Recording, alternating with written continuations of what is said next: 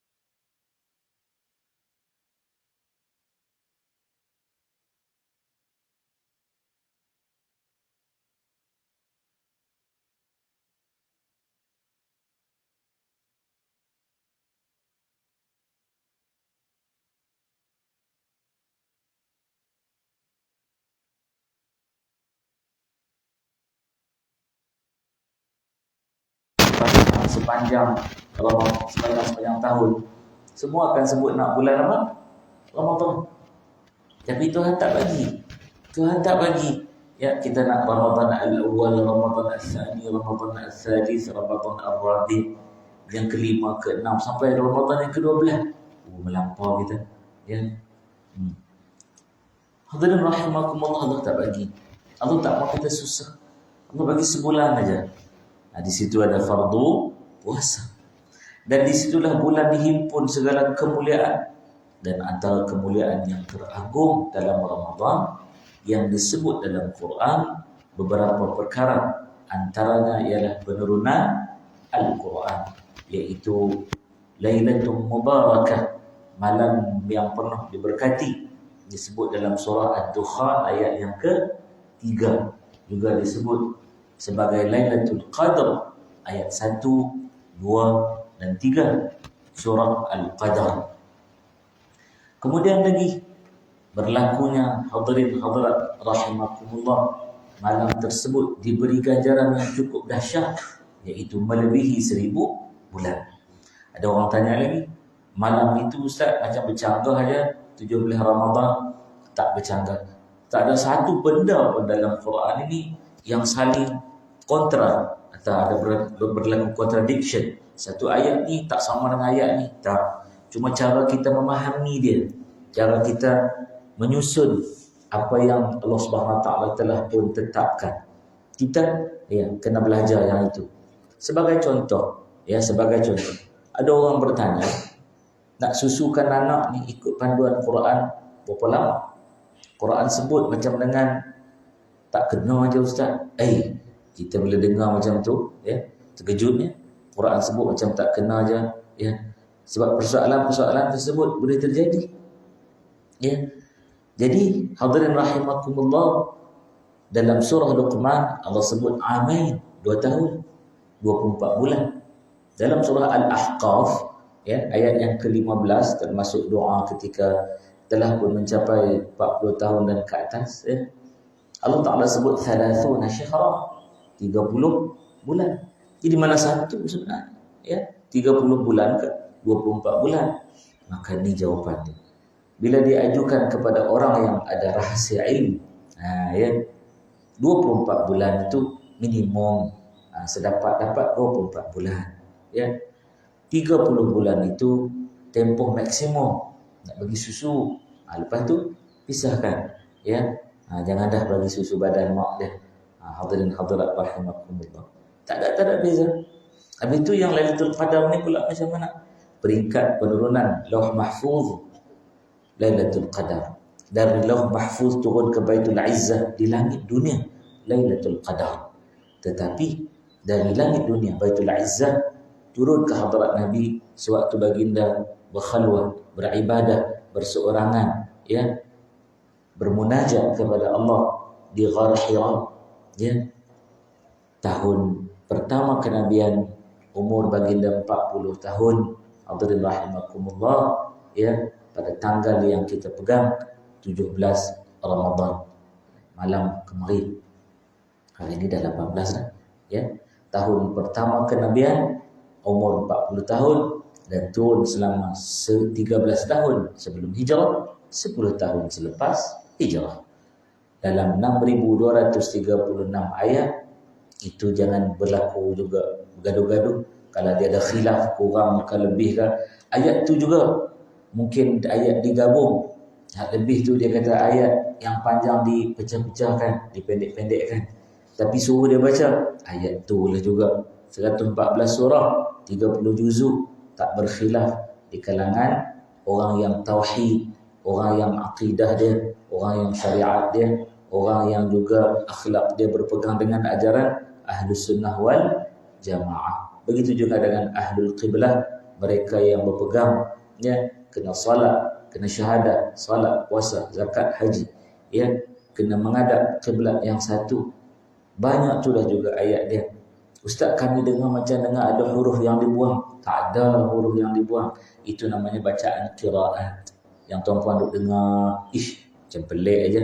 Contoh, a'udzubillahi minasyaitonirrajim. Bismillahirrahmanirrahim. Contoh ya, antara bacaan-bacaan qiraat. Ada qiraat sab'ah, ada qiraat asyirah, ya. Ada riwayat 14, ada riwayat 20. Itu belum tengok lagi qiraat syadz, ya. Contoh kalau kita baca suratul Fatihah mengikut Imam Hamzah, ya, satu daripada jalan Imam Hamzah, dalam ayat ke-6 dia baca ihdinas siratal mustaqim. Kenapa pula bunyi huruf zai? Tapi ismam pula, ya. Siratal ladzina an'amta 'alaihim ghairil maghdubi 'alaihim waladdallin. Cuba imam tu baca macam tu. Agak-agak makmum nak sambung apa lepas tu. Ya, makmum bersebut amun. Amin juga. Perempuan, ya. Bimbang makmum mufaraqah karena tak biasa. Karena itu tempat kita baca riwayat Imam Hafs an Asim. Kalau imam nak baca riwayat yang lain, imam kena bagi tahu, ya, saya nak baca riwayat lain. Boleh baca riwayat yang lain, tak ada masalah. Contohnya saya nak baca riwayat Susi, dia kata, ya. Imam Susi baca Ar-Rahmanir-Rahim Maliki Yawmiddin. Boleh. Ustaz, macam mana dihilang satu mim? Tak. Dia jadi idgham kabir, dia memasukkan mim pertama dengan dalam mim yang kedua. Bila bertemu huruf yang sama, senang cerita macam tu, ya.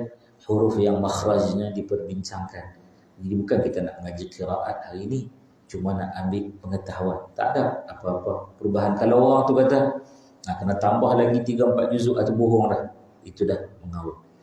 Jadi tuan-tuan rahimakumullah, sebenarnya pagi ini saya mukaddimahkan benda-benda yang sedemikian karena saya nak buka persoalan. Kita tulis subuh saya sampai fikir berapa.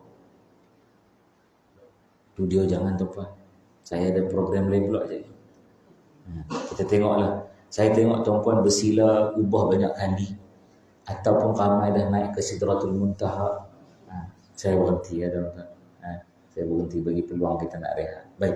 Jadi apa yang kita nak pagi ni, satu muzakarah ilmu, satu perbincangan ilmu. Tuan-puan bebas tanya apa saja soalan yang saya mampu jawab. Saya tak mampu jawab, saya rujuk lagi, ya. Saya pun boleh tambah ilmu lagi, insya-Allah. Jadi tuan-puan persilakan untuk bertanya soalan-soalan yang terbuku, ya, yang tergantung, yang tak terjawab selama ni, untuk kita kongsi sama-sama, pakat-pakat ambil manfaat, insya-Allah. Silakan. Kalau suruh tanya, tak mau tanya. Sekali dia tukar kot lagi, ustaz tanya jemaah. Macam itulah mana-mana pun. Saya offer ni sebab selalu sesi soal jawab kita, kalau kita dah mula kuliah, kita dah seronok duduk, apa istilahnya, gurau-gurau, boleh tuan-puan. Tapi kadang-kadang lepas tu ada soalan, waktu tu sayang kita tak sempat nak jawab. Silakan. Ya.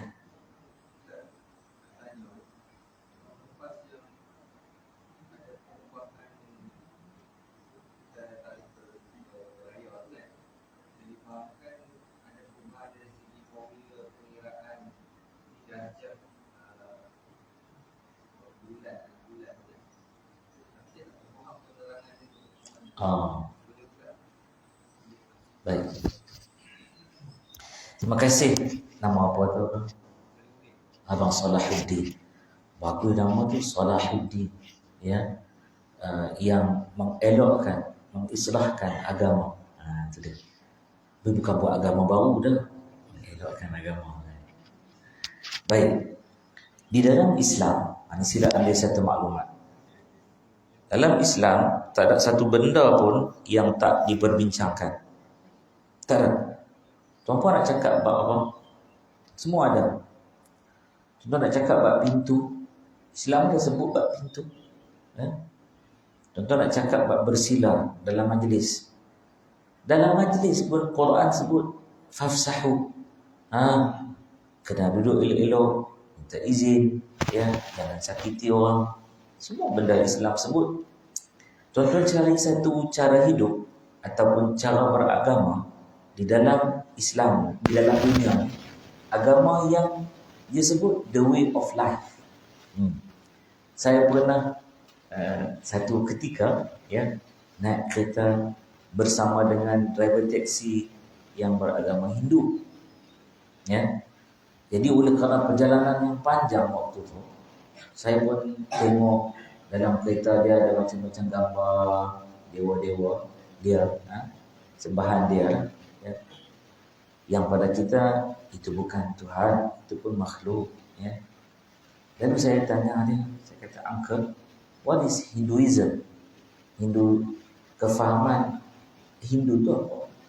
Dia tengok saya. "What do you know about Hindu?" Saya kata saya tak tahu, sebab tu saya tanya. Dia sebut Hinduism is the way of life. Wih, saya pun terkejut.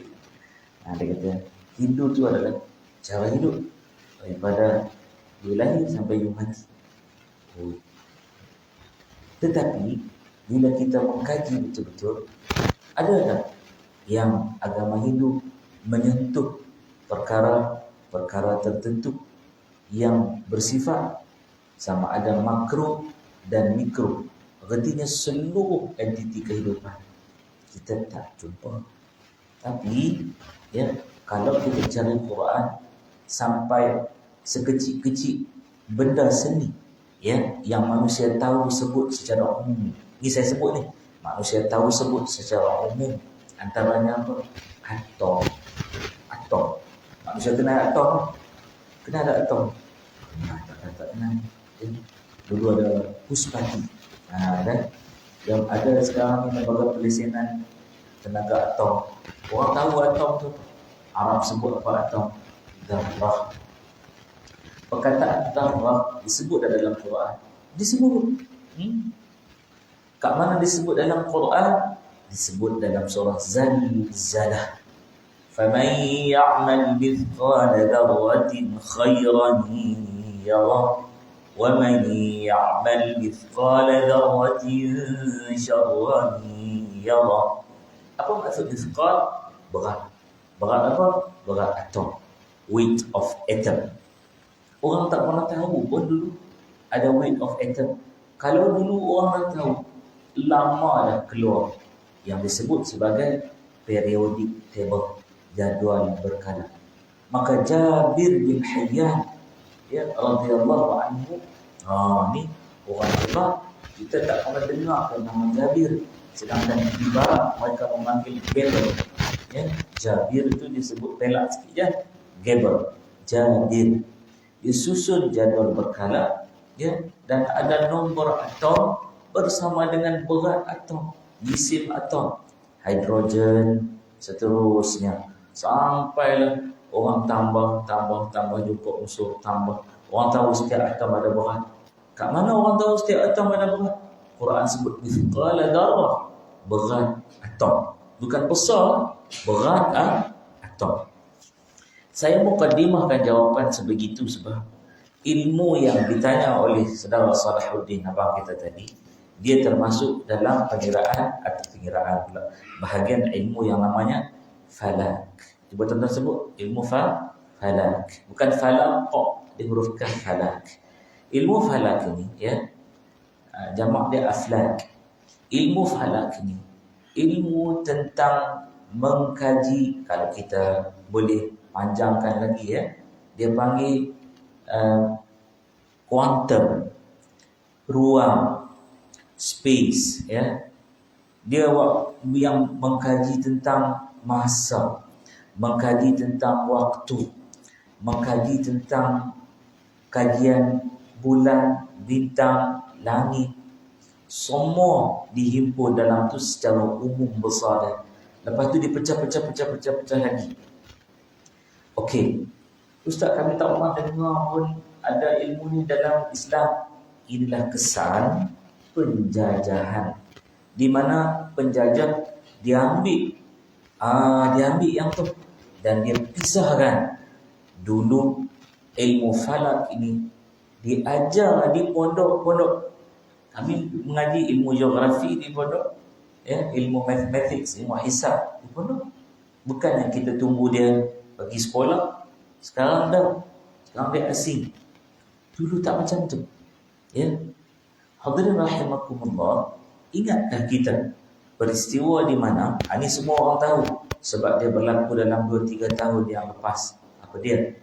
Perubahan waktu subuh. Ingat? Ditambah berapa minit? 8 minit. Kenapa ditambah 8 minit? Ya. Yang ni kita kena faham lagi. Banyak meleretnya jawapan. Dan nak bagi faham. Ya, kita kena ambil kefahaman tu. Itu nama fiqh.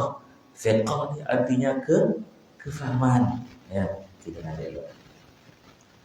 Kita belajar ilmu fiqh, dia masuk dalam syariat. Dia duduk dalam syariat. Dia pecah-pecah tak ada fiqh. Ya.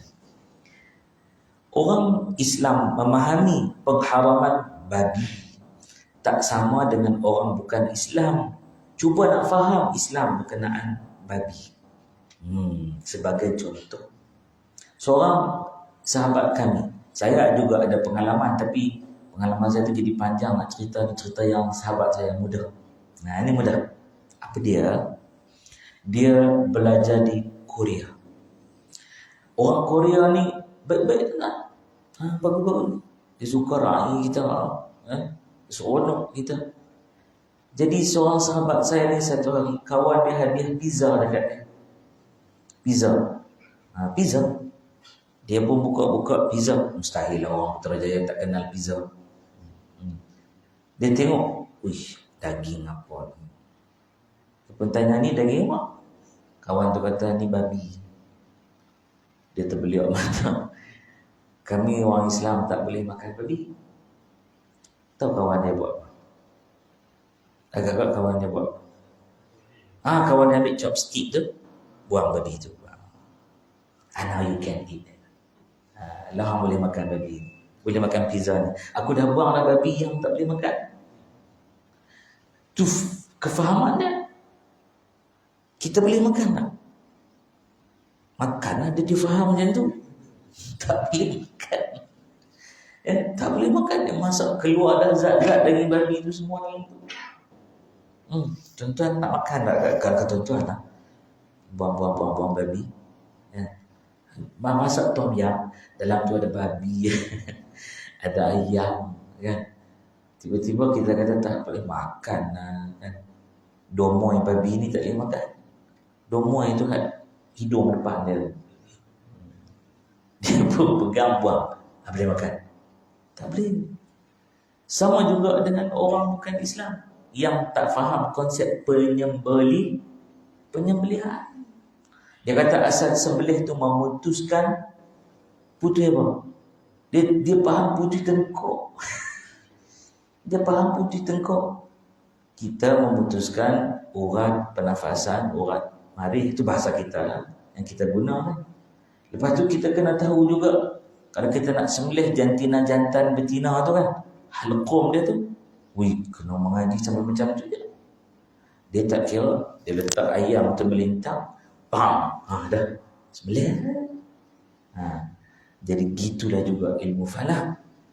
Bila sahabat-sahabat kita yang bekerja di jabatan meteorologi, dia gunakan bukan apa nama dia tukar formula tu sama, dia tukar nilai dalam tu. Nilai dalam tu, sudut dia kena ubah, tangent tu dia kena ambil sudut lain sikit. Dia duk ingat orang Islam sembahyang subuh bila ada biasan cahaya dari matahari. Biasan ada biasannya, okey dah boleh sembahyang subuh. Kita pula dalam fiqh kita ada dua jenis biasan.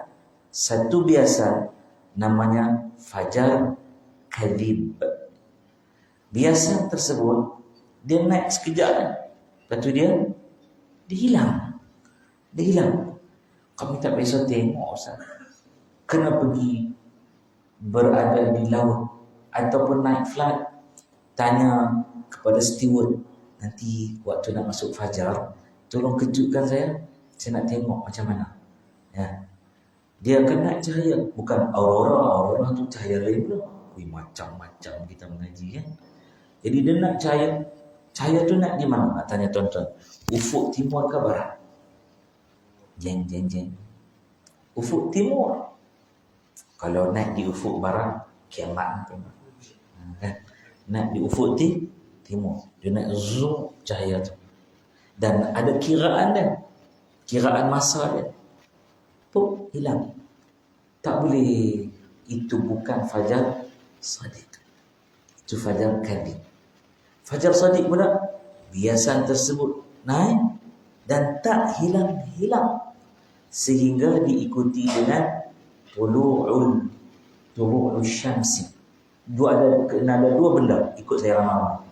Tulu'ul fajri. Itu naik fajar, masuk subuh. Yang tadi pukul 6 berapa minit? 6:04 minit. Ada mazhab macam-macam. 6:05 minit, 6:04 minit, 6:03 minit. Azan subuh ni tuan-puan, ya, dia tak berapa kita nak kalut sangat. Yang kita kalut azan maghrib. Dia tahun ni jadi di negeri Kedah, di Yan Kedah, sekampung kotor musuh. Sekampung kotor musuh. Tak apa, kita cerita kemudian. Jadi mereka ingat orang Islam pun sama. Ya. Sama ya, dia tengok naik zoom, ada kira orang Islam naik. Ya. Kita nak tengok dia nak cahaya tu dan tak hilang-hilang. Saya cakap bahasa mudah lah. Saya tak gunalah istilah-istilah yang tertentu, equinox lah apa lah.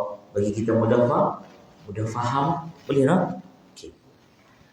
Bila naik yang tu tulu'ul fajri, nanti dulu ya, dia akan diikuti tulu'ul syamsi, naik matahari. Bila tengok naik aja, okey, baru masuk subuh. Baru betul masuk subuh. Yang tadi tu dah masuk subuh belum? Belum. Masih lagi boleh solat malam lagi. Boleh solat tahajud lagi, tuan-tuan. Jangan tuan-tuan buat mengarut tahajud itu siang tak dah. Itu terkejut dia. Ya. Baik. Atas pemahaman begini. Dan kita kena tahu jabatan meteorologi, bukan semua yang duduk kira apa semua tu orang Islam. Dan kita jarang untuk setiap hari azan subuh, siapa yang petugas azan subuh setiap pagi dalam jadual, dia nak ke atas tu tengok naik lagi fajar. Tak ada. Dia tengok apa? Tengok jam. Kena pula jam tu semalam anak dia main. Apa? Dia tak tengok fajar. Itu sebab kedudukan tempat azan Bilal tu ditinggikan sikit. Nak tengok. Dah naik dah fajar. Orang-orang Madinah, mereka tahu dua azan. Satu azan Abdullah ibn Maktum, ya. Dia akan azan sebelum subuh, azan peringatan, azan imsak. Dia panggil. Orang pula tanya, azan tu kita boleh makan tak lagi? Boleh, tapi jaga-jaga. Jaga-jaga sebab jaga-jaga apa? Kut-kut Bilal azan. Kalau Bilal azan, buang. Kerana Abdullah ibn Maktum dia buta. Dia tak perlu tengok fajar. Ya. Jarak di antara selalu azan dia dengan azan Bilal berapa minit? 10 minit. Yang tu kita ambil waktu imsak berapa minit? 10 minit. Jangan kita dah kata tak ada waktu imsak. Imsak tu maksudnya apa? Tahan. Tapi waktu tu kita duduk suap lagi tu. Kalau boleh dua-dua blok nak pergi masuk. Ya. Macam ketam. Okey. Astagfirullah. Kemudian apabila Bilal nampak je fajar naik, dia kira okey. Boleh azan ya Rasulullah? Boleh. Nabi kita masuk dah subuh. Azan fajar. Azan. Baik. Jadi fahaman tu salah kat situ. Dibetulkan. Nak betul tu pun kena muzakarah. Kelang kelibut juga. Bukan semua negeri buat serentak. Kaji balik. Bawa masuk jatuh pasal fatwa majlis kebangsaan. pindah di peringkat-peringkat negeri, bawa kepada waliul amri, sultan, raja yang tuan besar. Negeri Sembilan lagi dahsyat, kena menghadap 6 orang. Negeri Sembilan kena menghadap berapa orang? 6 orang. Kena menghadap yang tuan besar, undang yang 4 dengan Tengku Besar tampil. Baru boleh duduk. Wilayah persekutuan untuk menghadap agung. Agung kata okey, jalan. Jadi yang tahun lepas, panjang pusing nak jawab. Yang tahun lepas bukanlah ubah sebenarnya, ya, imkan yang ru'yatul hilal itu, ya, penetapan untuk nak tengok anak bulan selalu berlaku di Malaysia ni tak nampak. Kerana Malaysia ni awan tebal. Awan tebal. Tuan-tuan, tiap-tiap malam boleh nampak bulan? Tak ada. Kadang awan tu berlindung bulan, kita tak nampak bulan. Bukan dekat bulan kan, ada hari di mana matahari pun kita tak nampak. Tapi tetap panas juga. Jadinya, apabila kita guna kaedah hilal, kita tahu tak nampak ni ru'yatul hilal. Sebut-sebut tengok, ru'yatul hilal. Ru'yatul hilal ini maksudnya melihat anak bulan, ya. Maka bila jangkaan lihat anak bulan tu tak nampak, digunakan lagi satu kaedah namanya al-hisab. Cuba sebut. Kaedah hisab ini hadirin rahimakumullah. Kaedah apa pula Ustaz? Tengok anak bulan juga dah dikira formula yang saudara maaf saudara Salahuddin sebut tadi. Maaf. Siap sendawa. Baik. Jadi apabila kira okey, kita genapkan jadi 30. Sebab anak bulan nampak tak? Anak bulan dijangka tak nampak. Kira 30. Maka pada 29 hari bulan Ramadan tahun lepas dan tahun ini 29 Ramadan dan tahun depan 29 Ramadan dan 1000 tahun akan datang jika tak kiamat lagi 29 Ramadan akan berlakulah ru'yatul hilal, iaitu nak tengok anak bulan. Bila tengok anak bulan tahun lepas, anak bulan kelihatan. Mak bulan tak nampak. Anak bulan nampak dah. Dan dia ada darjah dia. Dia ada minit, saat.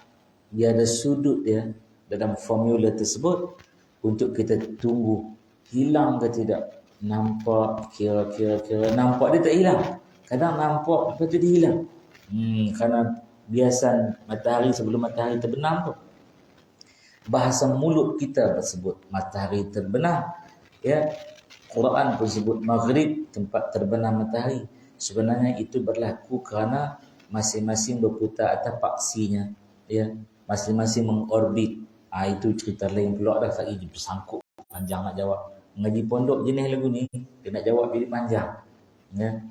Jadinya hadirin rahimakumullah, bila hisab kata 30 hari. Sebab apa hisab kata 30 hari? Sebab kira daripada tahun lepas Zulhijjah, masuk Muharram, Safar, Rabiul Awal, Rabiul Akhir, Jamadil Awal, Jamadil Akhir, Rejab, Sya'ban. Sya'ban tu tengok kira okey, Ramadan akan jatuh hari ni. Tengok pula, ya, pada bulan Sya'ban tersebut tak nampak, kita guna hisab lah, tetapkan ikut formula hari raya. Tapi kena tengok ada anak bulan. Kena tengok. Apa dalil tengok anak bulan? Bila orang-orang Quraisy tanya Nabi, yas'alunaka 'anil ahillah. Mereka bertanya engkau berkenaan dengan bulan, anak bulan nak buat apa? Kata Nabi, tunggu, Tuhan aku akan bagi wahyu. Wahyu pun turun. Qul, katakan olehmu. Tuan-tuan ready untuk selawat, ya. Katakan olehmu wahai Muhammad, selawat semua, sallallahu alaihi wa ala alihi wasallam. Jadi Nabi kata, hiya mawaqitu linnasi wal hajj. Dia adalah yang disebut sebagai mawaqit. Mawaqit tu apa dia? Tempat-tempat di mana waktu-waktu di mana orang tengok untuk penetapan masa wal hajj dan juga berhaji. Untuk siapa? Untuk manusia. Jadi hadirin hadirat rahimakumullah, maka tak dapat tidak tengok anak bulan. Tengok 29 ni tahun lepas. Tengok nampak anak bulan. Bila kelihatan anak bulan, takkan tak mau raya. Tak puas kita lajak lah sehari. Pasal apa kalender kita tak raya lagi. Tak boleh. Kita kena umum bahawa raya. Pun begitu, ini bukan kata Ustaz, ini ilmu, dia panggil ilmu ramalan ke? Tak, bukan ramalan. Jangan sebut kata ramalan. Ya, apa dia? Iaitu kiraan tadi. Ini hebat Islam. Dia kira-kira dijangka kita raya sekian hari, disangka kita puasa sekian hari. Tengok-tengok anak bulan, tak nampak. Jadi digenapkan 30, tak raya lagi. Tengok-tengok anak bulan nampak, tak boleh, kena raya. Peristiwa tahun 83, ya, sepatutnya semua negeri raya. Tapi apabila dibuat kiraan tak nampak anak bulan, guna kaedah hisab, raya lusa, bukan esok, lusa baru raya. Penyimpan rumah besar raja-raja kata lusa raya sebab mereka tengok tak nampak anak bulan. Dengar elok. Tempat anak bulan di Malaysia ni orang tengok berapa tempat? Kita pun tak tahu.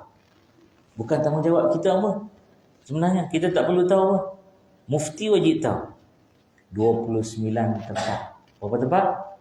29. Tempat paling kita mudah nampak. Kita duduk PKL kita nampak. Tu tengok anak bulan. Kat mana? Menara apa? Kuala Lumpur. KL Tower. Telekomnya tu kan. Tu menara tu. Tengok anak bulan. Kalau kita biasa pergi ke Teluk Kemang, ke Kelana Resort, ada balai pencerapan kat situ. Negeri Sembilan tengok di situ. Hadirin hadirat rahimakumullah, ya. Apabila nampak saja yang berlaku hisab tadi, awal tadi, dijangka tak nampak, batal. Tak boleh guna. Kena tengok anak bulan tadi. Tahun 83 tu, tengok semua tak nampak. Atas darat ni tengok semua tak nampak. Tak ada orang pun boleh tengok tengah laut. Tak ada. Semua atas darat. Dan tak disuruh tengok tengah laut. Akan tetapi, ni dengar. Nelayan-nelayan di Kuala Sepetang pada waktu itu balik dan bagi tahu tu imam kampung, kami nampak anak bulan. Dia ni nak raya cepat dulu. Kan? Macam kita duk buat gurau, azan awal sikit hari ni. Aku tak tahan nak puasa. Itu imam kampung. Dia ada syarat-syarat dia orang tengok anak bulan ni. Ya. Sebenarnya tengok anak bulan ni, kalau pernyataan itu datang daripada orang bukan Islam pun, oleh kerana dia orang yang fiqah. Fiqah ke Ustaz dia kata. Dari kerja dia macam tu. Kita boleh, macam doktor bukan Islam, kita boleh dapat khidmat dia kerana kepercayaan fiqah dia. Dia tak membuat racun pun. Contoh dia rawat elok dalam Islam. Banyak kes macam tu. Jadi, tu imam ni tanya, hang orang ikut nampak? Dah.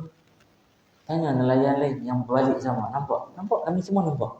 Waktu tu bukan ada WhatsApp lagi tuan-tuan. Pakat nampak dah. Tanya lagi orang lain, nampak? Kami semua nampak anak bulan. Uish. Anak bulan itu nampak tanpa pakai theodolite. Theodolite ni apa dia pula dah? Satu alat ya yang digunakan untuk melihat anak bulan selain teleskop. Ada dalam yang kerja jabatan ukur. Tanya dia buat theodolite tu menetang apa? Dia tahu alat tu. Lalu anak bulan dilihat tanpa guna peralatan. Nampak. Jadi tu imam tadi kata tak boleh, kena beritahu qadi daerah. Larut matang kata kalau sekolah sepetang. Bagi tahu qadi kata tak boleh jadi. Bagi tahu mufti, ya. Mufti pula kata tak boleh jadi ni. Bagi tahu aja. Sultan Darif waktu tu tak silap saya. Sultan kata, Beliau Mahmud Sultan kata, Paduka Seri Sultan Perak kata tak boleh. Kita kena raya ni tangin nak beritahu apa raja-raja Melayu yang lain. Daripada alat hubungan waktu tu telefon tu 3 kan. Pakak berhubung semua bagi tahu kata raya. Jadi kelas lah waktu tu dia penyimpan mahu besar kata Patik dah ngomong dah raya lusa. Kan raya lusa. Perak kata tak boleh, aku nak raya juga sebab penampak nak pulang. Johor kata aku nak join juga.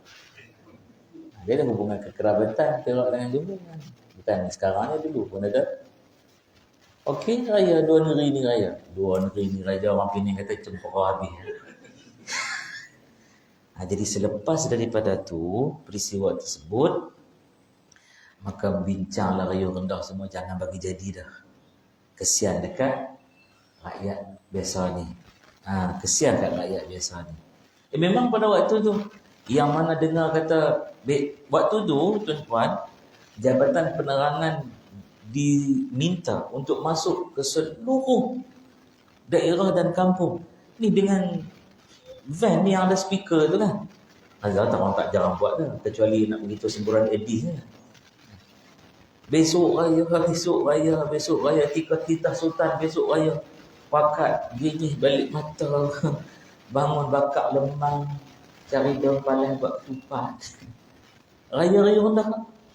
Jadi sebenarnya tak berubah pun yang dikata pada formula tersebut, cuma kaedah pengambilan tangent pada sudut-sudut tertentu. Tuan-tuan sedar dah, ya, selepas berlaku tsunami yang lepas, beberapa tempat berubah arah kiblat dia. Bukan berubah tu Baitullah piduk tangleh dah. Kerana pergerakan kerak bumi. Ya, sukat balik, dibetulkan balik. Karena itu hadirin rahimakumullah, ada tempat-tempat yang nak bagi selamat dia guna ginilah. Dia kata orang dulu tetapkan kiblat tak betul. Dah, sebenarnya ada berlaku perubahan pada kerak bumi yang menyebabkan arah kiblat itu sentiasa kena up to date. Sebab itu mantan Mufti Selangor yang amat dihormati Datuk Setia Haji Muhammad Tamyiz bin Abdul Wahid, waktu dia nak jadi mufti, antara benda pertama yang disebut pada saya, dia buat, dia kata ana menyemak semula semua arah kiblat di semua masjid dan surau, musalla, tempat-tempat orang dirikan solat berjemaah agar betul kembali. Kerana itulah kalau tuan-puan lihat beberapa tempat ada berlaku perubahan. Padahal tuan-puan, sebelum penetapan tersebut orang datang suka kira elok, letak arah kiblat, bubuh batu asas, buat masjid, surau, musalla, tempat semayang. Tapi selepas itu ada perubahan, ya, antara tempat-tempat RNR. Pasal nak RNR. RNR lagi lah detail. Kerana mereka guna segala macam perkakas peralatan untuk nak tentukan arah kiblat. Itu pun ada yang berubah selepas itu. Allah Ta'ala, panjang sikit jawab soalan. Boleh jelas tak? Bukan dia orang ubah tarikh tau bang. Kan? Sekarang memang netizen memang, saya tak mau lah jawab untuk yang tak harmoni. Nak jawab bagi harmoni tu yang pusing, bagi jauh sikit. Netizen sekarang dah mula bimbang lah. Raya bila ni sebenarnya? Sebab saya mukaddimahkan tadi raya 1 Syawal. Penetapan 1 Syawal tu mula penyimpan mahu besar raja-raja umum. Orang tanya lagi, Ustaz boleh tak ikut negara lain? Boleh tak ikut negara lain? Saya nak ikut Arab Saudi. Tak boleh. Dalil apa tak boleh? Dalil Abdullah ibn Mas'ud. Satu orang dia balik dari Syam. Dia kata apa? Aku nak raya. Kenapa? Abdullah bin Mas'ud tanya, kenapa? Abdullah ibn Abbas radhiyallahu ta'ala anhu, sepupu Nabi. Kenapa kau nak raya? Dia kata di Syam Muawiyah dah umum kerana nampak anak bulan. Apa jawab Abdullah ibn Abbas? Tak boleh. Di sini kau kena genapkan 30 hari. Jadi Abdullah ibn Abbas bila dia kata macam tu, dia Dia kena jawab lagi satu soalan. Tak bolehkah sebab aku datang dari Syam, Muawiyah dah umum dah raya? Abdullah Ibn Abbas kata tidak. Kerana inilah yang dibuat oleh Rasul, iaitu menetapkan puasa dan raya di tempat-tempatan. Tempat-tempatan. Syam tu apa dia tuan-puan? Syam tu bersempadan hari ni dengan Saudi. Syam sekarang dia dah pecah banyak negara dah. Syam sekarang jadi Jordan, Lebanon, Syria, Palestin dan sebahagian daripada Aleppo, Halab naik ke atas tu Turki. Itu adalah wilayah Syam sebenarnya. Masya Allah luas. Hijaz bawah tu. Hijaz tak raya lagi, Syam raya dah. Jadi tak usah pelik.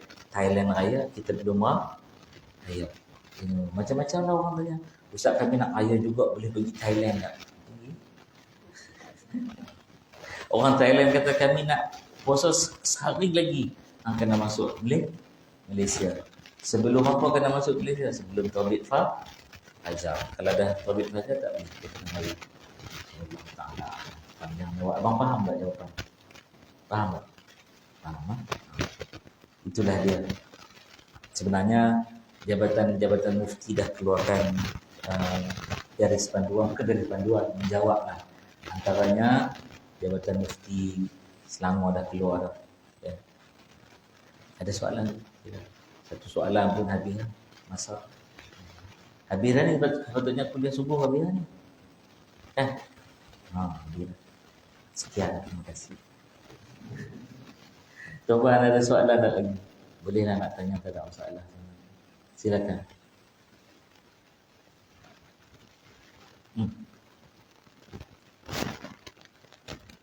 Okey, tuan-tuan nak tanya apa? Sila. Ya.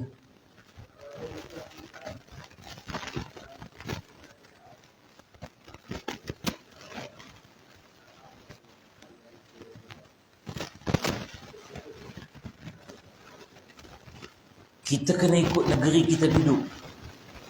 Kita kena ikut negeri kita duduk. Kalau kita nak raya juga, kita tak payah. Kita kena ikut negeri kita duduk. Macam dengan tahun 83, Perak dengan Johor kata kami tetap nak raya. Kami tetap nak raya. Sebab apa? Jelas dalil semua. Raya. Sebab waktu tu ramai sebenarnya yang sebarang daerah pun. Iyalah sempadan. Macam dengan Selama Perak, ada Selama Kedah, ada sebelah-sebelah. Dia macam Sanglang Kedah, macam Selama Perak ni macam Tampin Melaka, Tampin Negeri Sembilan, macam tu kan. Dia dah sebelah rumah aja pun sempadan tu. Kan, ketuk dinding pintu jiran dia. Kami Sultan Derih kata raya besok. Ya, raya besok. Lepas tu macam mana Kedah? Kedah dah Sultan Halim kata tak boleh raya lagi. Aku nak ikut negeri raja-raja. Aku dia bukan penyimpan mahu besar daripada pengumuman. Pegang yang tu. Geng-geng Selama. Sebarang daerah. Cepat masuk. Pergi rumah saudara dia, sepupu sepapak dia, adik-beradik dia. Esok takbir raya. Yang akalnya tu bukan apa, takbir raya sambil jeling kawan sebelah. Boleh tak ada masalah. Ia negeri tersebut. Tapi kalau contoh kalau tak jadi tahun ni, macam benda-benda pelik boleh jadi kan. Tahun ni wilayah persekutuan umum tak raya. Wilayah persekutuan Putrajaya dengan Kuala Lumpur ni duduk dalam tengah-tengah Selangor. Kan? Agung kata aku sebagai ketua agama negeri-negeri yang tak ada raja ni, termasuk wilayah persekutuan yang negeri tak ada raja tu, tak mau raya lagi. Kan? Sultan Idris kata kami raya dah, nampak daripada Kuala Selangor, Kelang, semua pakat nampak anak bulan. Kita macam mana? Pakat keluar habis semua dari Putrajaya. Ya, tak ada masalah. Hukum dia macam tu. Dia macam tu. Keluar lepas fajar pun tak apa juga.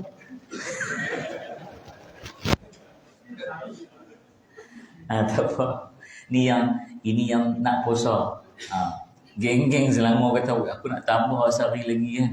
Pakat lari masuk wilayah persekutuan semua. Tapi saya fikir ramai anak karyawan.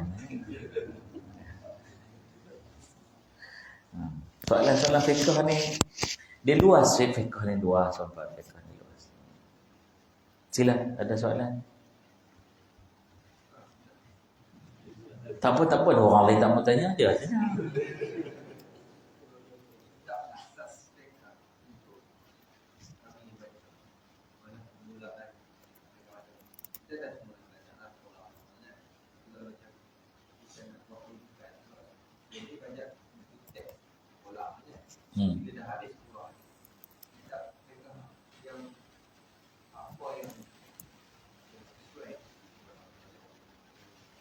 Baik.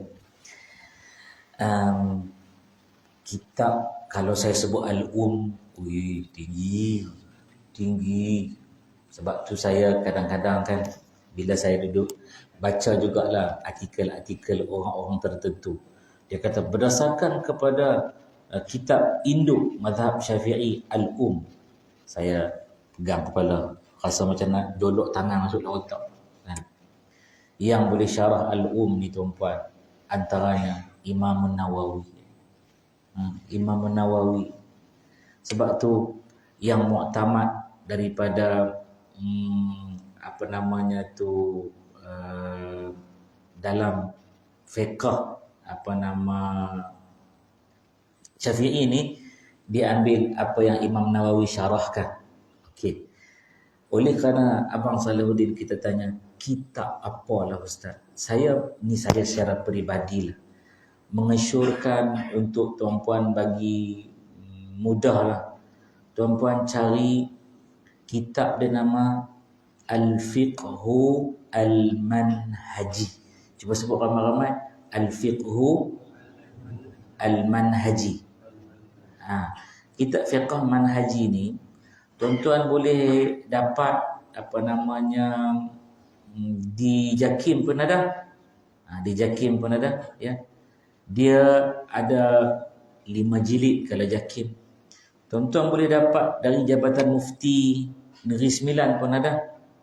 Kan? Saya dapat hadiah tu, dia orang hadiah. Ya. 5 jilid. Ikutlah dia buat jilid macam mana. Sebab fiqh tu, ya, dia mudahlah. Hadirin hadirat rahimakumullah, untuk kita nak fahamlah fiqh Imam Syafi'i ni. Dia disusun oleh Dr. Mustafa Al-Khin, Dr. Mustafa Syekh Dr. Mustafa Bugha, dan juga satu orang lagi Dr. Ali Syarbaji. 3 orang. Dia. Jadi dia himpun semua dan dia gabung habis semua, dia muktamad dalam tu, dan dia ambillah pandangan-pandangan yang dibawa oleh Imam Syafi'i, ya, Imam Ghazali dan sebagainya, dan dia bawa nas semua bagi cukup kepada kita. Boleh kita jadikan panduan. Al-Fiqhul Manhaji. Al-Fiqhul Manhaji. Kami kalau mengaji pondok ni, mula-mula sekali dia mengajar fiqh ni, kitab dia nama Hidayatus Sibyan fi Ma'rifatil Islami wal Iman. Ya, Hidayatus Sibyan fi Ma'rifatil Islami wal Iman. Tapi tuan-tuan dan puan-puan rahimakumullah, carilah asal dia fiqh Imam Syafi'i. Boleh jadikan kitab asas bacaan. Cuma dah Abang Salahuddin tanya, saya bagi jawapan teks untuk jadi standard, rujuk Fiqhul Manhaji. Ya, orang sebut kitab fiqh manhaji, kitab fiqh manhaji tu, itu dia himpun pendapat muktamad dalam tu, mudah kita jadikan rujukan. Pun begitu bagi kes-kes yang mu'asarah, kes-kes yang kontemporari, yang tu kena tanya keputusan-keputusan fatwa. Contoh kontemporari ni isu dia apa? Forex, kan? Bitcoin. Ni nak main isu yang lain yang saya pun jadi tak faham dah. Kena rujuk balik. Ni tuan-puan, kita tak tahu nanti duit kita ada nilai ke tidak lagi. Ya. Ramai dah orang pakai duk tukar jadi emas ke semua. Ya. Bukan emas, face mask tu. Kan. Emas. Kan. Pakai duk tukar dah. Sebab apa? Duit kita nak hilang nilai ni. Allahuaklam, saya pun tak tahu. Tapi itulah dia. Ya. Yang Islam sebut adalah semua kebenaran semua. Kalau semua ikut Islam, alhamdulillah, nilai dia kira perak dan emas. Ada dirham, ada dinar. Boleh kita ambil masa sikit lagi. Hari ni hari Ahad, tuan-tuan. Saya ada program lagi sekali. Tuan-tuan boleh rehat dah.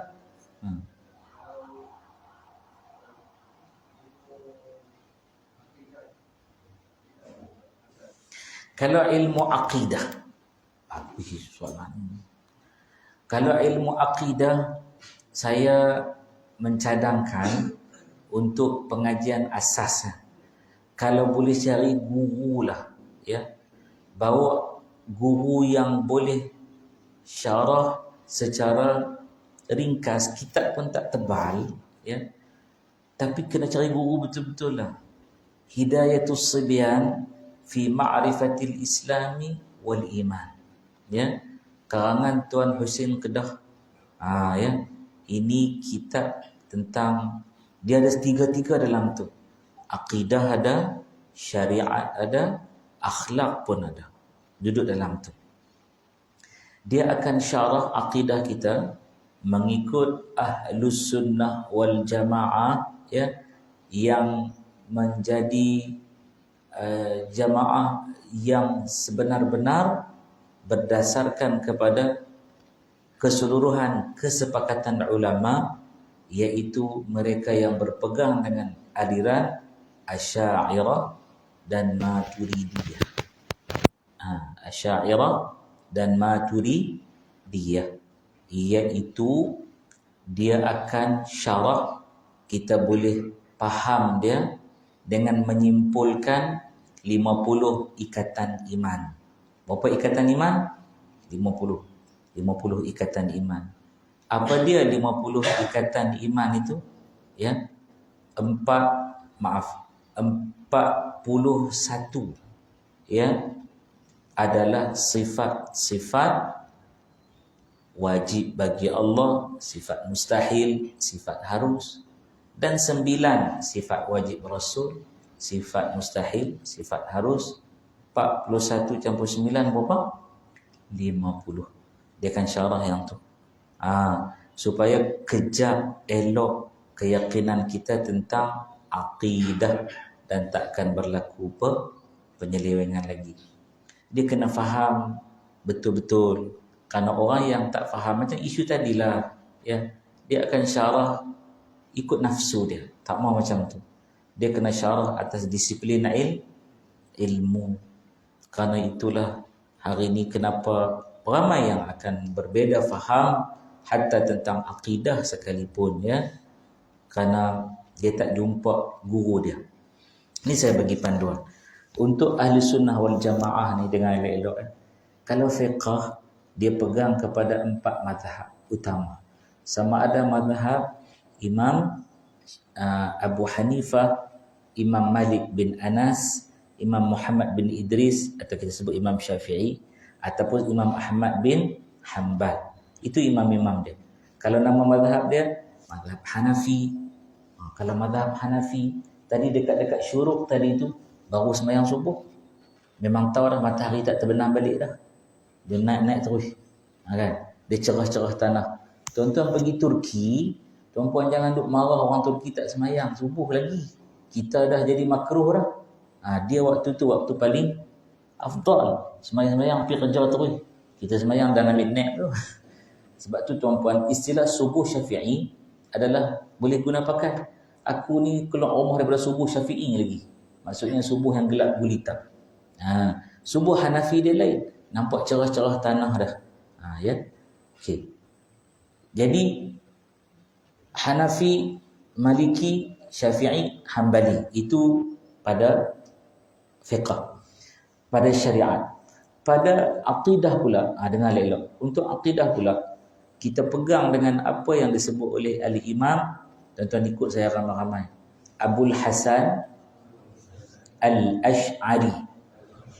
Itu disebut Asy'ariyah.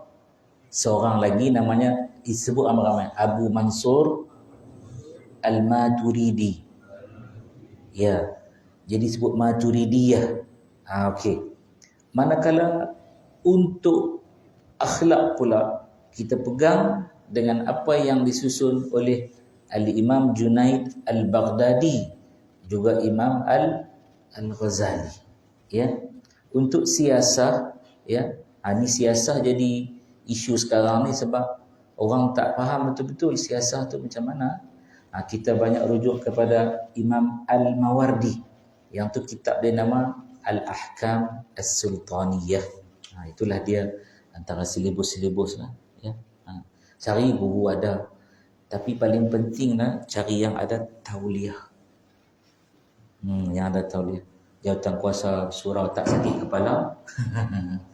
Dan dia mengajar pun sepatutnya ikut apa yang ditauliahkan, insya-Allah. Yang ada tauliah juga, yang dia kena buat campaign, sama ikut nama-nama besar yang tak sebut dari pihak betul lah tuan sebut tu. Sebab itu negeri yang paling syadid ni apa dia orang Melayu sebut kan? Keras tu sensitif sangat. Ini terlalu detail antaranya, ya. Saya sebutlah karena saya pemegang tauliah negeri-negeri itu juga, dan interview dia pun susah. Selangor Negeri Sembilan, ya. Betul tuan sebut tadi, orang-orang yang ada tauliah lah ramai juga yang dok kata balik dapat angin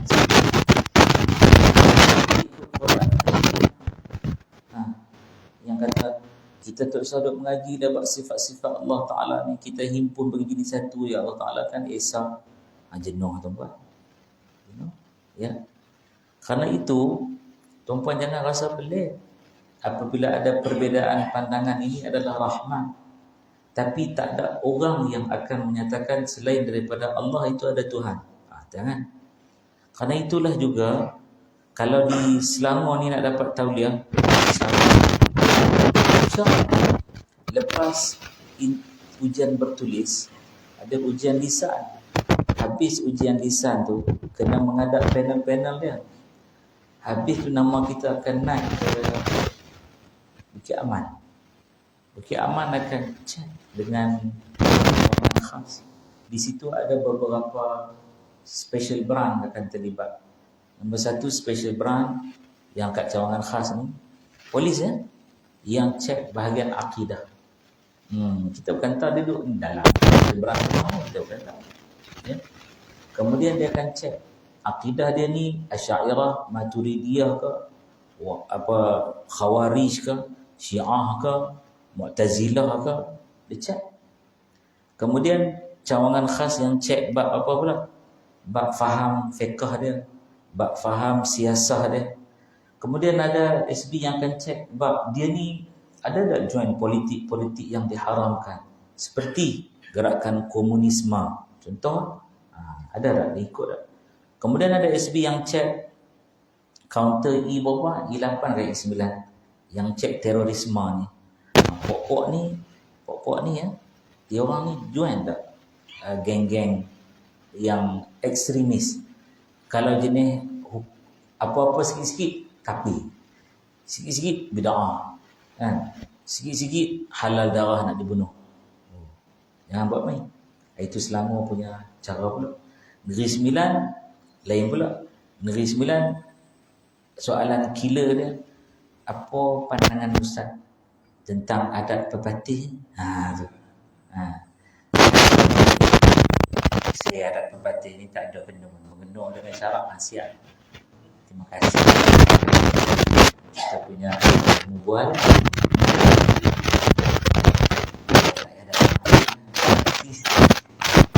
Kita kena jawab betul.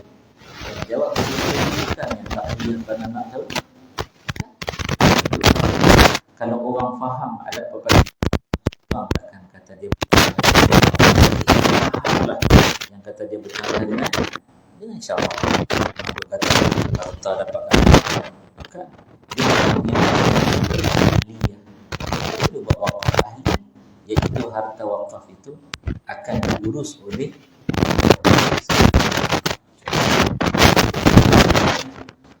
banyak tempat.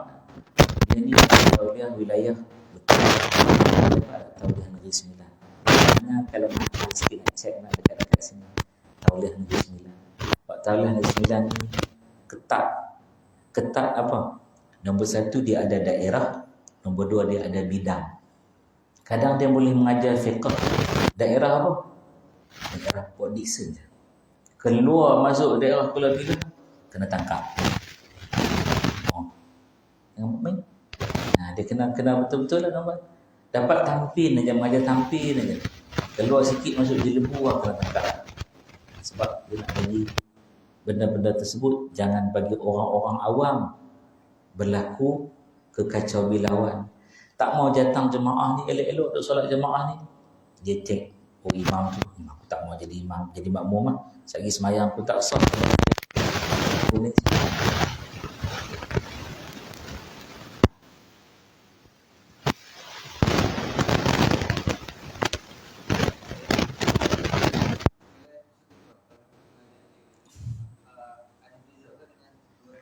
Ada sebenarnya ada beza tu bukanlah tauliah Negeri Sembilan ni, tauliah wilayah persekutuan yang mudah dah. Dia ikut prosedur juga, ikut SOP juga. Tapi itulah dia. Ya. Tengoklah dia bagi banyak sikit lah. Bagi banyak sikit. Setengah orang dia kata saya nak mengajar dalam wilayah je, saya ambil lah tauliah wilayah. Betul. Tak salah pun. Tetapi cek sikit lah latar belakang dia, tanya-tanya sikit lah. Karena kita tak mahu orang dapat tauliah semata-mata nakkan tauliah tu tapi dia ikut jawapan panel. Dia tak setuju dengan panel tu, tapi dia ikut jawapan dapat tauliah ni siapa buat pandangan tu. Aku tak mahu macam tu. Ya.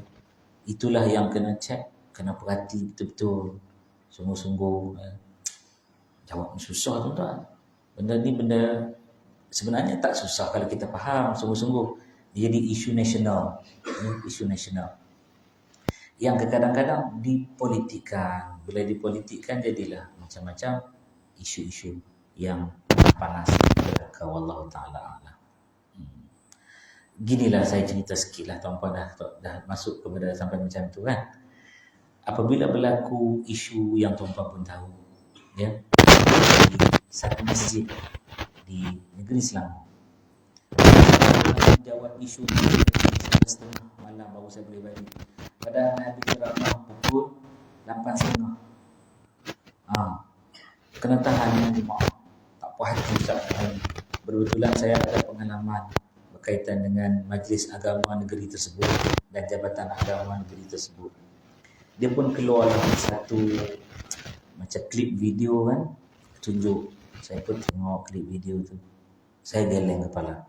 Saya kata begini, klip video ni tidak adil. Karena saya pun pernah jadi mangsa ketidakadilan klip video. Orang clipping saya punya ceramah, ceramah tu pula ceramah siaran TV. Program Al-Kulliyah TV3. Dia klip, dia potong klip tu kat situ. Lepas tu akan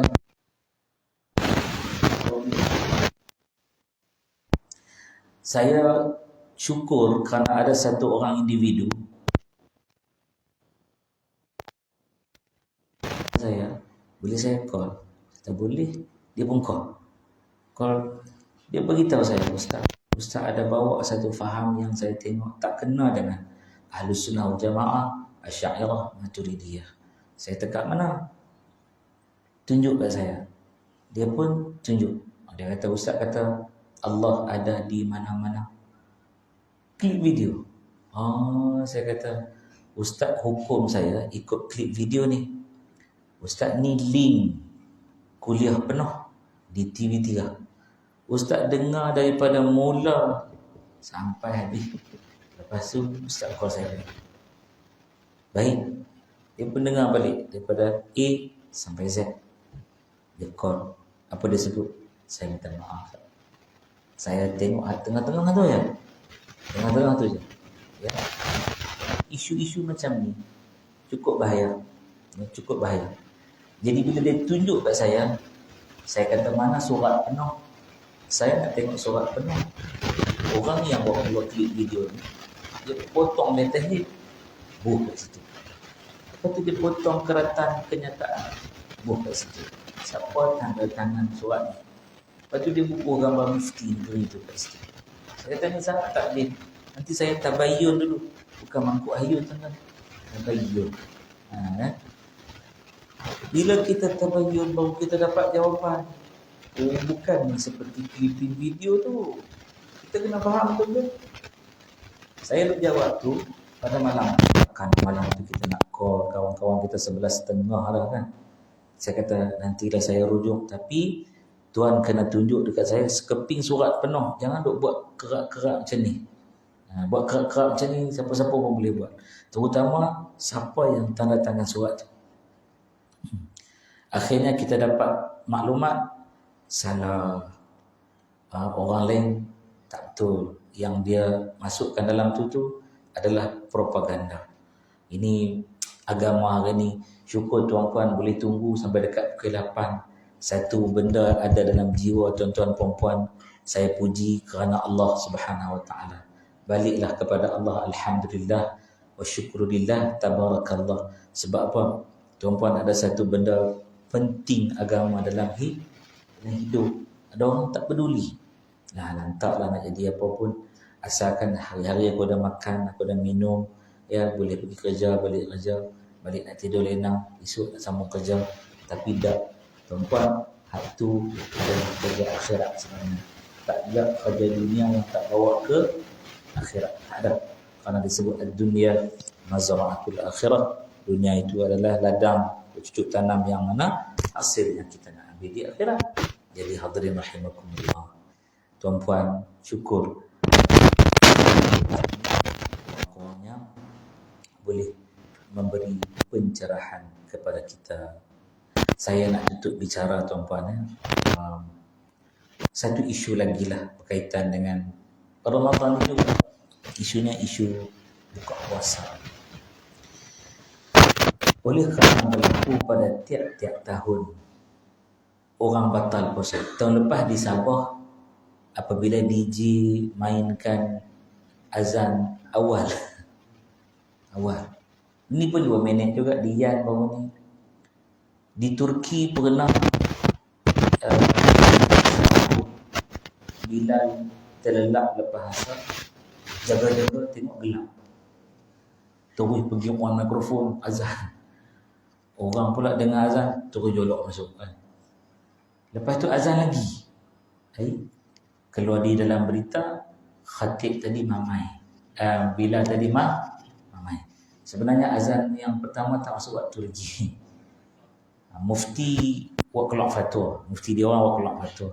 Siapa yang buka puasa kerana hari-hari ikut dengan azan, dia tak payah ganti. Siapa yang buka puasa, dia dengar azan, dia tengok jam, tak masuk lagi. Tapi dia dah azan, makan je lah. Itu kena ganti. Tapi fatwa tempat kita lain lah. Maka dekat sini saya nak puji satu negeri, bagi kredit khusus. Johor. Ada orang Johor kat mana? Kan Johor dah letak kan. Tuan-tuan tengok kalender takwim Majlis Agama Islam Johor. Saya ada takwim tu. Kalau tuan-tuan nak, saya boleh bagi.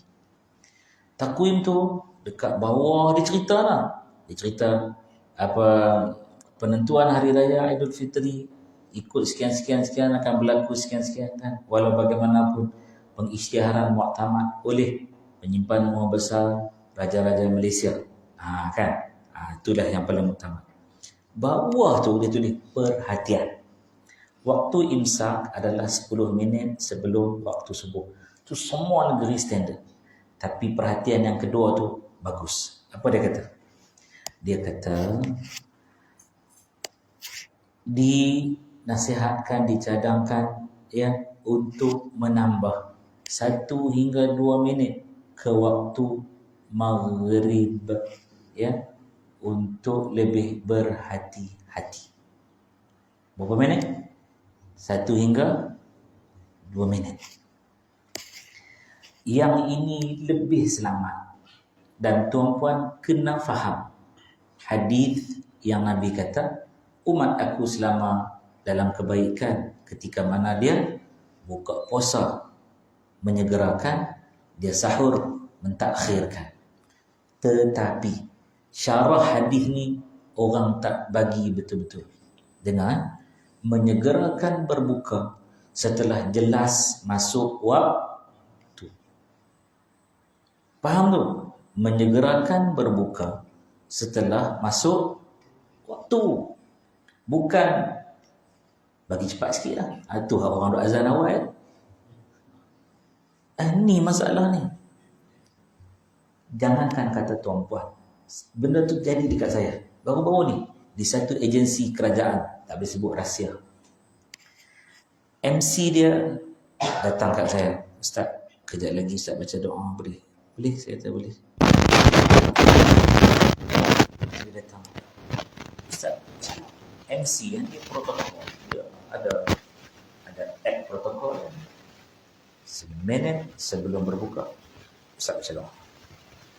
Saya dengar seminit sebelum berbuka. 1 minit 60 saat. Doa aku 5 saat je tu. Jadi ni. Sekejap lagi lah dia datang balik. Dia bagi mic. Dia baca doa Ustaz. Saya pun tengok macam seminit lagi. Saya kata tuan-tuan dan puan-puan, seminit lagi kita akan berbuka. Tapi saya hanya akan baca doa ketika telah masuk waktu. Doa saya ni tak sampai pun 60 saat. Doa saya 5 saat. Doa saya adalah Bismillahirrahmanirrahim, makan. Doa saya. Sampai 5 saat? Tak sampai 3 ya saya. Jadi tuan-tuan dan puan-puan, kita tunggulah. Saya beritahu dia, Tuan, kita nak tanggung ke satu dewan ni orang buka puasa awal. Dan waktu saya sebut, kalau tuan-puan saya baca doa 5 minit, tuan-puan terus makan, waktu tu tuan-puan puasa tuan-puan tak sah. Tak sah. Ya. 5 saat tu tuan-tuan dah makan, baki lagi 55 saat tak masuk waktu lagi. Saya tak mau tangguh. Semua satu dewan pakat bunyi. Jadi tuan-puan, elok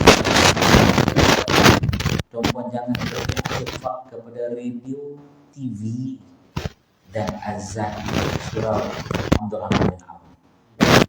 Ya. Hal ini jadi kita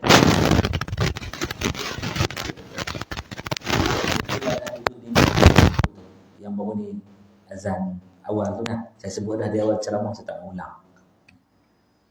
Cuba tanya dia, teringinkan nak jadi macam tu? Tak mau dia. Karena itu, ni saya beritahu sebab ada orang tak faham, orang jadikan dia satu polemik untuk fitnah saya. Kami mengaji di pondok, kami tak akan buka puasa lagi, hambang lah macam mana pun, melainkan kami keluar ke lapangan. Contohnya ni, keluar tak ada pokok, tak ada apa, langit saja, ya. Tak ada bumbung bangunan, atas tu langit terang. Kita akan tengok bulu roma kita. Tengok bulu roma. Kaedah dia, tengok bulu roma tu macam mana? Kita duduk main bulu roma tu sampai tak nampak liang dia. Liang roma. Liang roma. Sebab ini kaedah Quran sebut sebenarnya. Khaytul abyadu minal khaytil aswadi minal fajr thumma atimmu siyama ila layl. Surah apa? Al-Baqarah ayat 187, muka surat 29, juzuk kedua. Tengok, tak nampak dah. Tak nampak tu dalam seminit 2. Itu yang Johor Mufti kata, tambah seminit hingga 2 minit. Tengok, tak nampak lah bulu roma. Kita pun tak tahu bulu roma apa dah tu. Dah. Tengok, ni duk nampak ni, cahaya terang dalam nampak ni. Siap boleh tahu bulu roma ni berubat, ni tak berubat. Tak nampak dah. Seliang dia tak nampak dah. Buka. Masuk buka. Tok Guru kata, boleh dah. Makan boleh dah. Bismillah. Makan. Lepas tu baca doa Allahumma lakas sunnah. Sebenarnya doa tu elok dibaca lepas makan. Perempuan nak baca sebelum makan pun tak apa. Ataupun doa yang lain pada tuan-tuan dengar tu. Ini satu isu lah tuan-tuan. Satu isu yang cukup sensitif hari ini. Siapa sanggup tanggung orang yang berbuka puasa buat. Begitu juga dengan sahur. Jangan tunggu untuk bila kena dia sakit perut. Tengok pukul 6 4 minit dia tak azan. 6 suku dah ni tak azan. Hari ni jadual 6 suku kot. Kita sendiri check betul-betul. Tengok betul-betul. Ya. Ada yang orang buat lawak. Ustaz Abdullah Khairi pernah cerita kan. Jaga-jaga Tok Wan dia kata, jangan kau tingkap, makan tu. Habis makan sepinggan tu, buka tingkap. Buka pukul 9 pagi.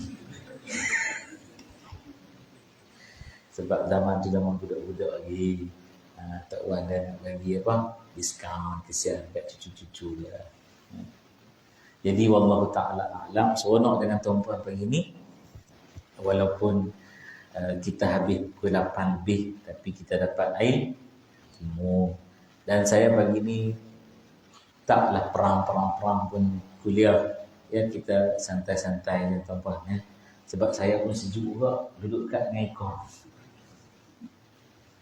Jadi yang baik daripada Allah Subhanahu Wa Taala, yang kurang cacat celah kelemahan kekurangan saya sendiri.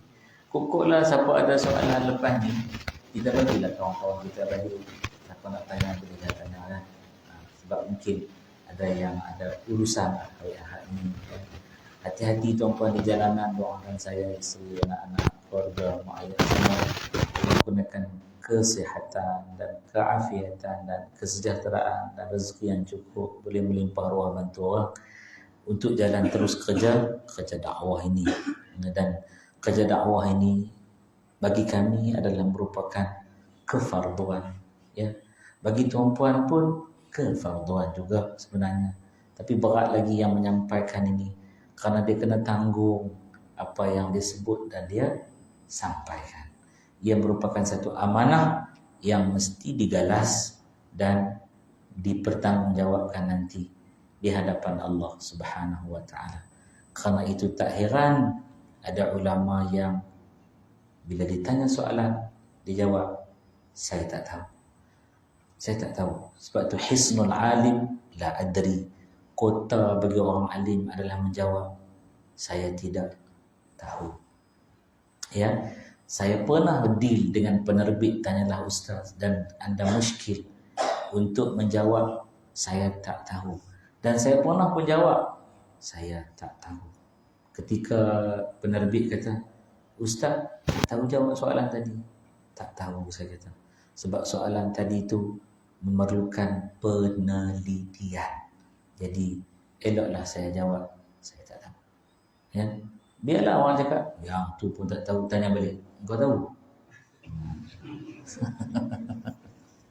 Dia tak tahu, jawab je. Tak payah ego. Tak payah ego. Imam Syafi'i, orang tanya dia, unta yang kau naik ni berapa kaki? Kalau tanya kita jawab berapa?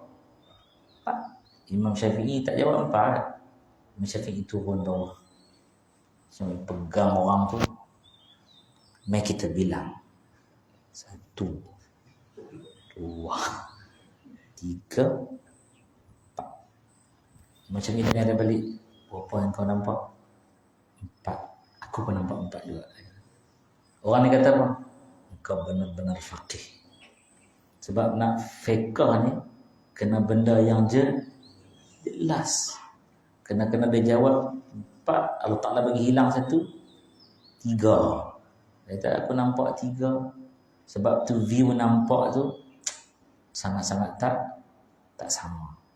Tuan-tuan, yang buat main. Dia panggil ilusi optik. Ya. Wallahu ta'ala alam. Al-Fatihah. A'udzu billahi minasy syaithanir rajim. Bismillahirrahmanirrahim. Alhamdulillahi rabbil alamin. Ar-Rahmanir Rahim. Maliki yaumiddin. Iyyaka na'budu wa iyyaka nasta'in. Ihdinas siratal mustaqim. Siratal ladzina an'amta 'alaihim ghairil maghdubi 'alaihim waladdallin.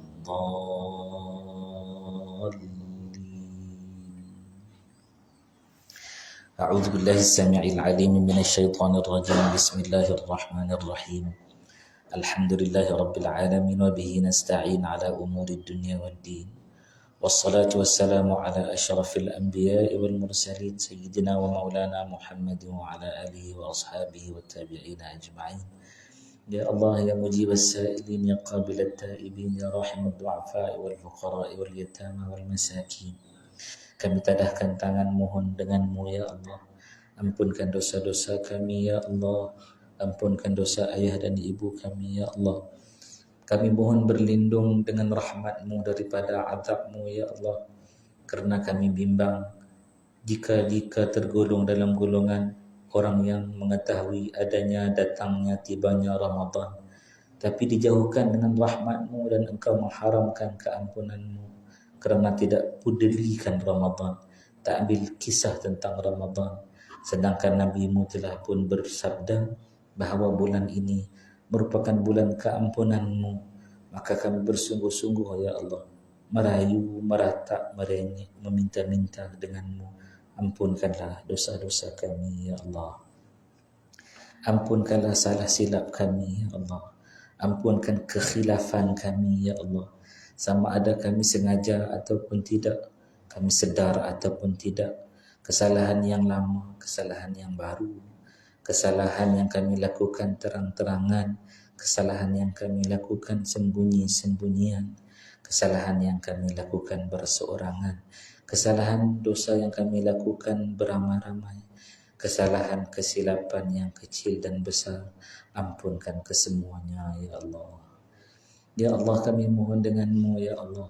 Begitulah jua kami minta agar ayah dan ibu kami diampunkan dosa mereka, pasangan-pasangan kami, anak-anak kami ya Allah. Ampunkanlah kami ya Allah. Kami tiada tempat mengadu hanya dengan-Mu ya Allah. Kalau Engkau tolak permintaan ini, kepada siapa kami akan pergi merayu meminta? Hanya Engkaulah kami akan kembali dan kembali meminta. Ya Allah, kalau dihitung dosa kami dibandingkan dengan pasir di pantai, bilangan pasir itu lebih sedikit dari dosa kami. Tentu dosa ini lebih banyak daripada butiran-butiran darah yang menggunung. Ya Allah. Ya Allah, ampunkan dosa kami dari tangan ini. Tangan ini sedang menadah meminta. Tangan ini mungkin pernah menyakiti anak-anak kami. Mungkin pernah menyakiti saudara mara kami. Mungkin tangan ini pernah buat dosa. Tapi kami tak malu ya Allah untuk memohon dengan-Mu ya Allah. Kaki yang sedang bersila ini, mungkin kami pernah melangkah ke tempat yang Engkau tidak redai. Akan tiba masa ketika tangan ini berbicara, kaki menjadi saksi. Apabila mulut ditutup dipatri rapi, waktu itu tiada yang tidak boleh disembunyikan lagi ya Allah. Ampunkan kami. Ampunkan dosa dari mata, telinga, lisan yang sedang meminta dan mengaminkan doa ini, seluruh anggota zahir kami, bahkan dosa lintasan-lintasan, zon, prasangka-prasangka yang tak baik, terutama dengan-Mu ya Allah. Ampunkan kami ya Allah. Kalau kami bersangka buruk dengan-Mu ya Allah, kami hamba-Mu yang lemah ya Allah, tolonglah ya Allah. Ya Allah, ampunkan dosa kami dengan Rasulullah sallallahu alaihi wa ala alihi wa sahbihi wa baraka wa sallam. beberapa kali, entah banyak, ya Allah, namanya disebut, kami tak salawat pun kepada baginda.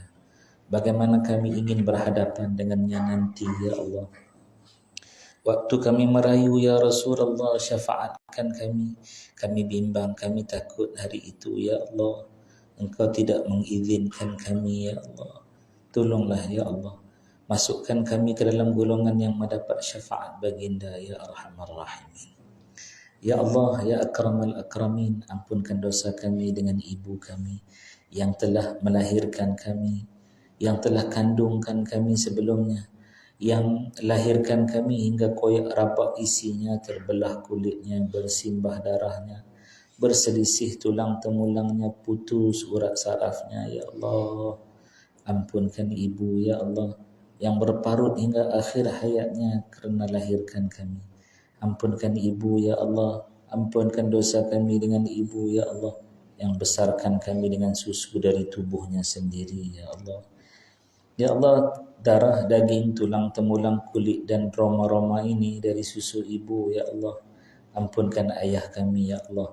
Ampunkan dosa kami dengan ayah kami, ya Allah, yang telah dibin-bintikan nama kami dengan namanya. Ampunkan ayah kami, ya Allah, lelaki yang ajarkan kami asyhadu an la ilaha illallah, asyhadu anna Muhammadar Rasulullah dalam azan dan iqamahnya yang berselang-seli, ya Allah. Ya Allah, ampunkanlah, ya Allah, akan ayah kami yang bertungkus lumus mencari rezeki untuk kami sekeluarga, ya Allah. Ampunkan ayah yang hari ini semakin uzur. Ampunkan ibu yang hari ini semakin dimamah usia, ya Allah. Ya Allah, ampunkan pasangan-pasangan hidup kami. Ampunkan para isteri kami dan para suami di kalangan wanita-wanita kami, ya Allah. Ya Allah, itulah pasangan yang dengannya kami bermanja, bermesra, kami bercinta, berkasih sayang. Dengan mereka kami diberi zuriat oleh-Mu, ya Allah. Ya Allah, ampunkan mereka seampun-ampunnya. Ampunkan dosa kami juga terhadap mereka, ya Allah. Bagi kami masa, ya Allah, untuk kami qada kembali segala apa yang kami terkurang dari mereka. Ya Allah, seterusnya kami mohon ampunkanlah anak-anak kami, ya Allah. Zuriat kami, ya Allah. Ampunkan keturunan kami, ya Allah. Ampunkan buah hati, pengarang jantung, penyejuk mata, pendamai jiwa kami. Jadikan anak-anak kami dan zuriat kami anak-anak dan zuriat yang saleh, salihah, mukmin, mukminah, muslihah, ya Allah. Ya Allah, jadikan mereka golongan orang-orang yang bertakwa dan pemimpin bagi orang-orang yang bertakwa. Ya Allah, ampunkan seluruh yang hadir pagi ini khususnya, ya Allah. Lebih khusus lagi yang sedang berada dalam majlis ilmu ini, ya Allah. Ampunkan seluruh kejiranan di Surau Abdurrahman bin Auf ini, ya Allah. Ampunkan seluruh muslimin, muslimat, mukminin, mukminat. Ya Allah, pelihara Malaysia, bumi bertuah ini, ya Allah. Dari langitnya, dari perut buminya, dari lautannya. Kurniakan kami rahmat-Mu, ni'mat-Mu, rezeki yang melimpah ruah, ya Allah. Allahumma Rabbana, ya Allah, cukupkan belanja kehidupan kami, ya Allah. Bantu kami menyelesaikan segala hutang piutang dunia dan akhirat, ya Allah. Akhirnya kami mohon kepadamu segala kebaikan. Rabbana atina fid dunya hasanatan wa fil akhirati hasanatan wa qina adzabannar. Ya Allah, terima salat kami, terima puasa kami, terima ibadat qiyam kami, terima ibadat menghidupkan Ramadan kami, terima ibadat menghadiri majlis ilmu kami, terima segala apa sahaja ibadat. Kabulkan doa kami, ampunkan kami. Rabbana taqabbal minna innaka antas sami'ul alim wa tub 'alaina ya maulana innaka antat tawwabur rahim. Wa sallallahu ala Muhammadin wa ala alihi wa sahbihi ajma'in. Walhamdulillahi rabbil alamin. Tuan-tuan, sebagai penutup, apa saja yang berkait dengan Al-Quran semuanya bagus. Allah yang Maha Mulia turunkan Quran. Nabi yang terima Quran sebaik-baik Nabi. Malaikat yang menjadi perantara turunnya Quran dilantik jadi ketua malaikat. Bulan yang diturunkan Quran jadi semulia-mulia bulan. Malam yang diturunkan Quran jadi sebaik-baik malam.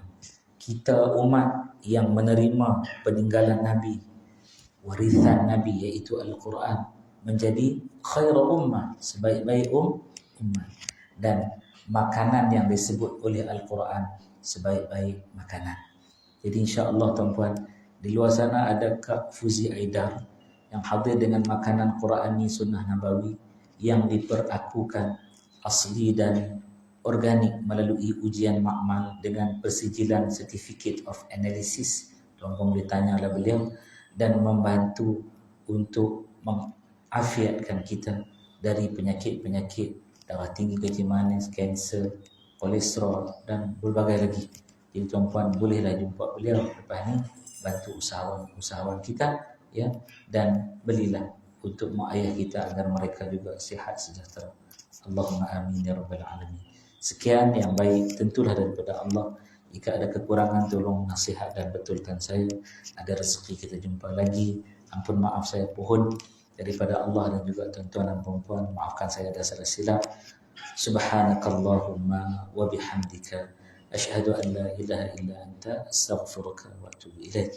Bismillahirrahmanirrahim. Wal 'asr innal insana lafi khusr illa alladhina amanu wa 'amilus salihat wa tawassaw bil haqqi wa tawassaw bis sabr. Wassalamu alaikum warahmatullahi wabarakatuh.